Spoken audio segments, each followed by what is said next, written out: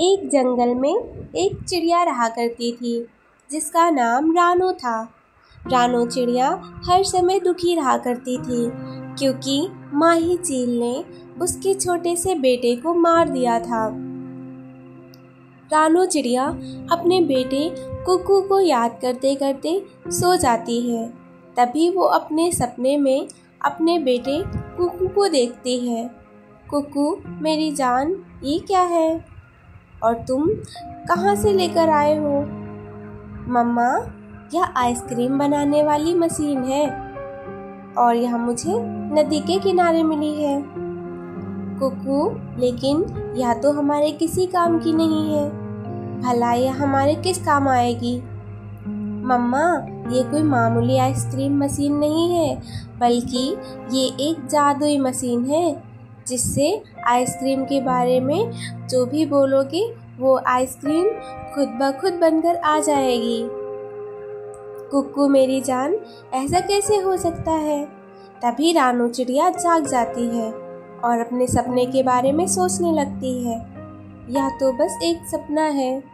आज मुझे कुकू की याद आ रही थी, लगता है इसलिए वो मेरे सपने में आ गया।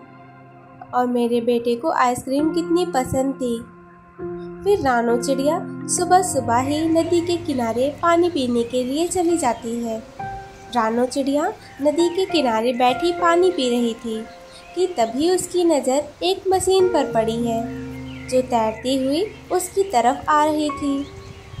फिर रानो चिड़िया वो मशीन नदी से बाहर निकाल लेती है।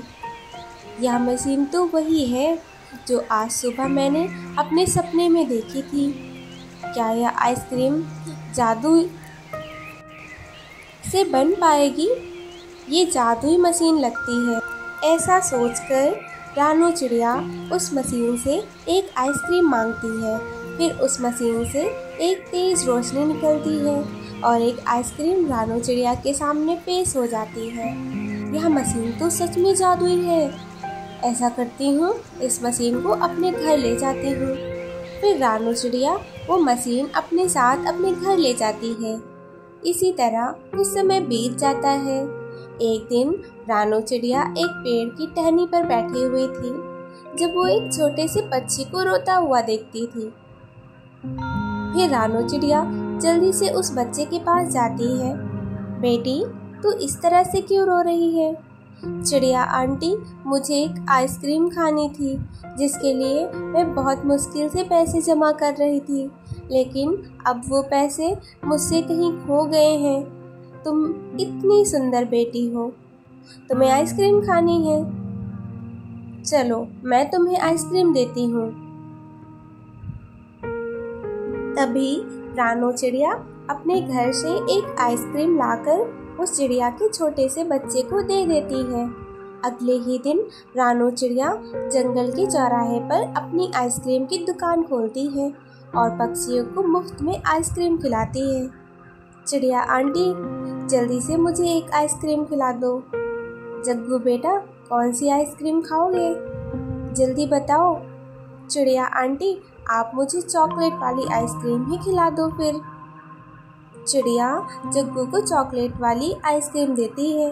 जग्गू जैसे ही चॉकलेट वाली आइसक्रीम खत्म करता है तो उसके सामने एक खिलौना कार आ जाता है, जिसे देख जग्गू बहुत खुश हो जाता है। चलिए आंटी, अब मैं यहाँ से चलती हूँ। रानो चिड़िया अब बहुत खुश थी। इस तरह रानो चिड़िया भी अपना जीवन खुशी खुशी गुजारने लगती है।